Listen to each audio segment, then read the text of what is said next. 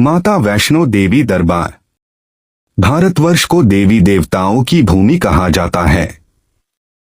यहाँ प्रत्येक राज्य, प्रत्येक क्षेत्र में धार्मिक और आध्यात्मिक धरोहर बिखरी पड़ी है।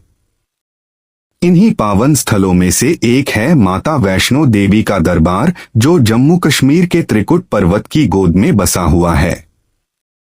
लाखों करोड़ों भक्त प्रतिवर्ष यहाँ पहुंचकर माता के दर्शन करते हैं और मनोकामनाएं पूरी होने का आशीर्वाद पाते हैं।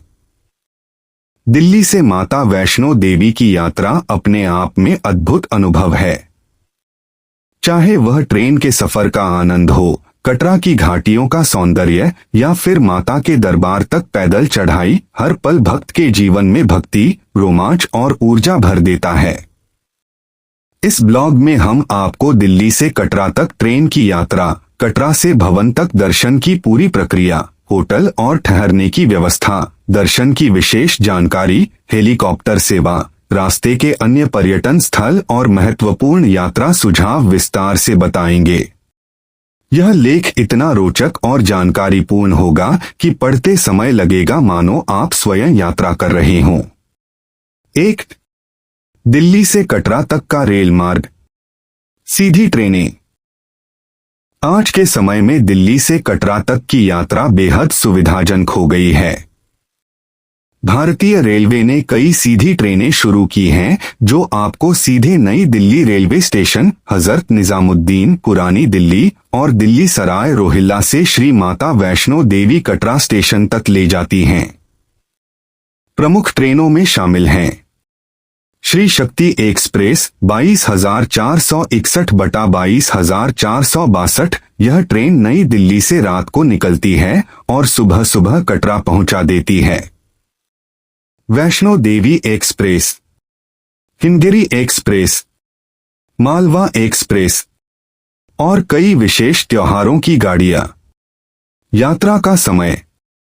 नई दिल्ली से कटरा की दूरी लगभग 650 किलोमीटर है और ट्रेन से यह सफर 10-12 घंटे में पूरा हो जाता है। रात में सोते हुए आप सुबह माता की नगरी में प्रवेश करते हैं। अनुभव। ट्रेन के सफर का अपना अलग ही आनंद है।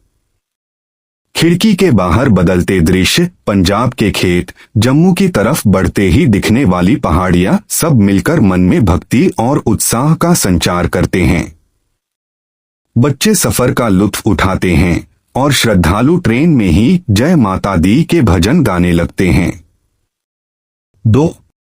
कटरा माता की नगरी।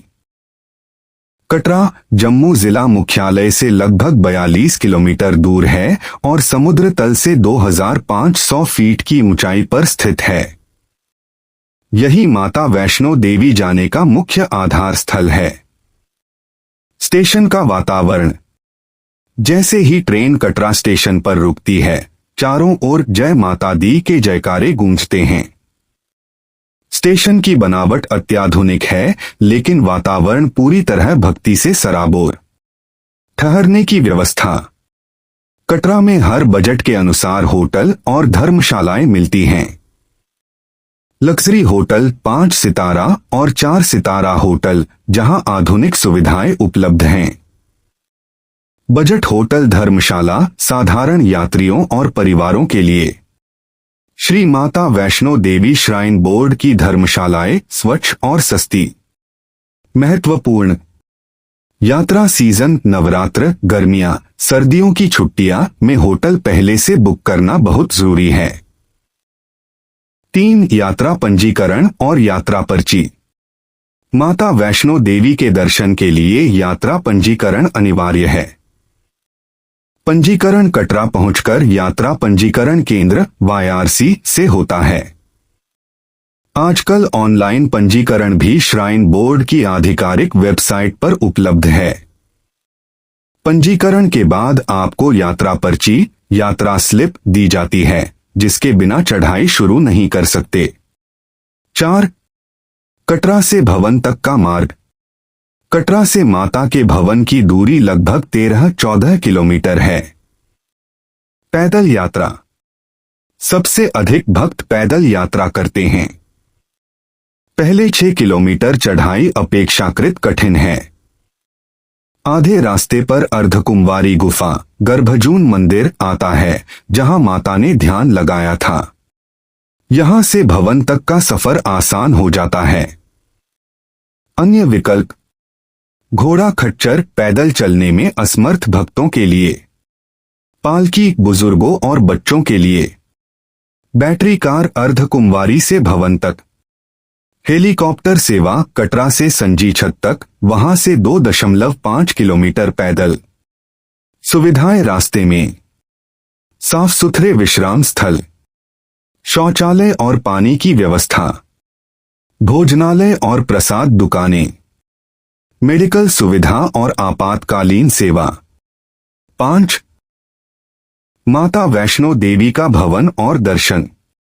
मंदिर का महत्व: माता वैष्णो देवी का दरबार त्रिकुट पर्वत की गुफा में स्थित है।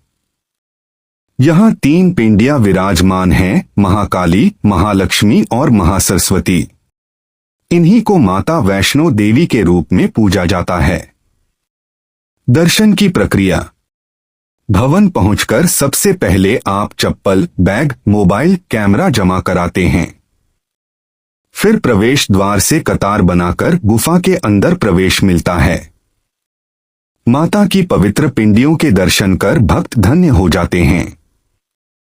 विशेष दर्शन: वीआईपी दर्शन की व्यवस्था श्राइन बोर्ड द्वारा विशेष परमिट से होती है, लेकिन सामान्य भक्तों के लिए भी व्यवस्था इतनी सुचारू है कि हर कोई दर्शन पा लेता है। 6. भवन पर ठहरने की व्यवस्था। भवन क्षेत्र में भी श्राइन बोर्ड ने यात्रियों के लिए धर्मशालाएं, रेस्ट हाउस और भोजनालय बनाए हैं। बहुत ही कम शुल्क पर कमरे मिलते हैं।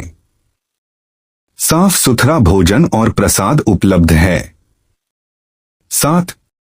आसपास के दर्शनीय स्थल।